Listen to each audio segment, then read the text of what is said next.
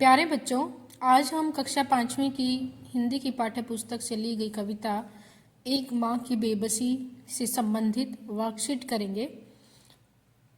पहला प्रश्न है, कविता के आधार पर पंक्तियाँ पूरी करो। तो जो खाली जगह है वहाँ हमें भरना है। न जाने किस अदृश्य पड़ोस से निकल कर आता था वह खेलने हमारे साथ।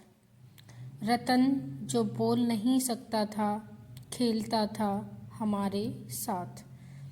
तो इस तरह से हम इन शब्दों के साथ इन खाली जगहों को भरेंगे। तो सभी बच्चे इस कविता को कंठस्थ याद कर लेंगे। प्रश्न 2 है, इस कविता का नाम व कवि का नाम लिखिए। इस कविता का नाम है एक माँ की बेबसी और इसके कवि हैं कुंवर नारायण। प्रश्न 2, रतन की माँ को कवि ने बेबस क्यों कहा है? उत्तर, रतन अन्य बच्चों की तरह बोल नहीं सकता था, इसीलिए उसकी माँ बेबस थी। प्रश्न 3, रतन अन्य बच्चों के लिए अजूबा क्यों था?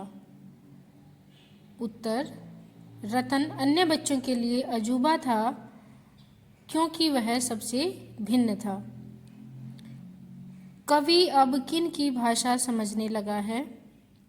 उत्तर, जो लोग बोल नहीं सकते कवि उनकी भाषा समझने लगा है।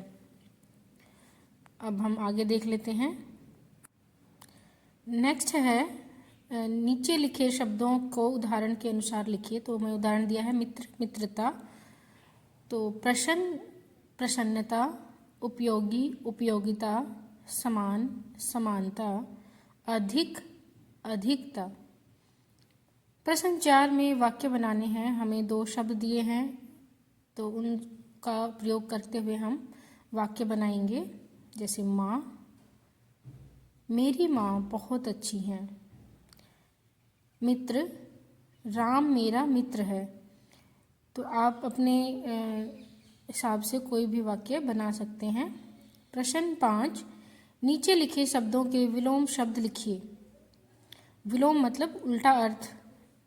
तो बच्चा जो है उसका हो जाएगा बूढ़ा, भयभीत, निर्भय, भिन्न, समान, समझ, नासमझ। प्रश्न 6 है, कविता पढ़कर आपने रतन के बारे में 3 वाक्य लिखिए। तो जो आपने कविता पढ़ी है उसको देखते हुए आपको रतन कैसा लगा उसके बारे में उसको करते हुए 3 वाक्य हमें लिखने हैं। तो पहला है, रतन बोल नहीं पाता था। दूसरा है, वह अपनी बात इशारों में समझाता था। तीसरा है, वह बच्चों के साथ खेलने आता था। तो ये 3 बातें हम रतन के बारे में लिख सकते हैं। अगर आप इससे अलग लिखना चाहें तो आप वो भी लिख सकते हैं। ये वर्कशीट जो है आपको एग्ज़ाम्स में बहुत हेल्प करेगी। तो सभी बच्चे इसको ध्यानपूर्वक करेंगे। धन्यवाद।